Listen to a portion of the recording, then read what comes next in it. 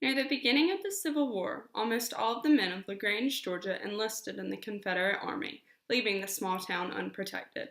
Two upper-class ladies and some graduates of the LaGrange Female College decided that they should gather the women and form a female militia to help protect their community. They called themselves the Nancy Harts in honor of Georgia's Revolutionary War heroine who single-handedly defended her home against a group of invading British soldiers. Nancy Morgan had been married for only 6 months and was only 21 years of age when her husband left for war. Mary Hurd was 27 when her husband left, leaving her in charge of their plantation and that of her in-laws. She managed more than 100 slaves. The ladies of LaGrange formed a female militia to help protect their town.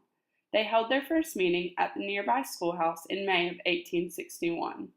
They called on all available women to come and bring any guns or pistols that they could find.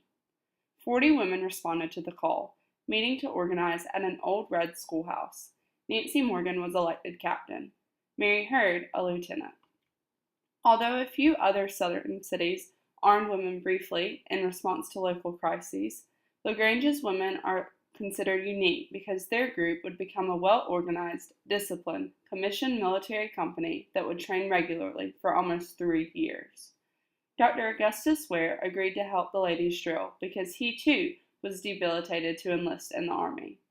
Clothed in their regular attire of day dresses, some in hoops, and their hats, they drilled 2 days a week. Some evenings the ladies would drill, followed by loud marching through town to keep the townspeople aware of their presence. By the end of the war, the women had become sharpshooters and expert markswomen. Halfway through the war, LaGrange became a hospital town. Because a major railroad line connected this safe area to the battles in Virginia, Tennessee, and Mississippi, every train passing through delivered wounded and dying soldiers. Each of the Nancy Harts did regular hospital duty in addition to attending to her militia and family responsibilities. Confederate General Robert E. Lee had surrendered his Army of Northern Virginia on April 9, 1865, effectively ending the Civil War.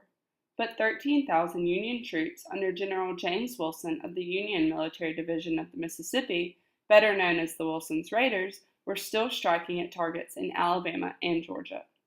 On April 16, 1865, the LaGrange telegraph operator received an urgent request from Confederate Brigadier General Robert Tyler in nearby West Point. Federal troops were approaching the fort that guarded the railroad bridge, and he needed an all able-bodied men to report immediately to help defend West Point. All the walking wounded and aged men in LaGrange gathered and rode a train to the fort. The defense of the West Point fort was good, but the 300 defenders couldn't hold out long against the Union's 3,000 attackers. The defeat was troubling news for the Nancy Harts. Many had family and loved ones at the fort. Then, retreating Confederate cavalrymen brought news that a Federal column was coming up the road from West Point, and the Nancys were alerted. The Nancy Harts quickly assembled at the home of Mary Hurd. As they were forming their ranks, several Confederate cavalrymen pleaded with them to return home and lock their doors.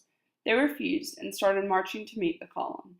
When they came within a few hundred yards, Lieutenant Nancy Morgan marched out to meet their leader, Colonel LaGrange.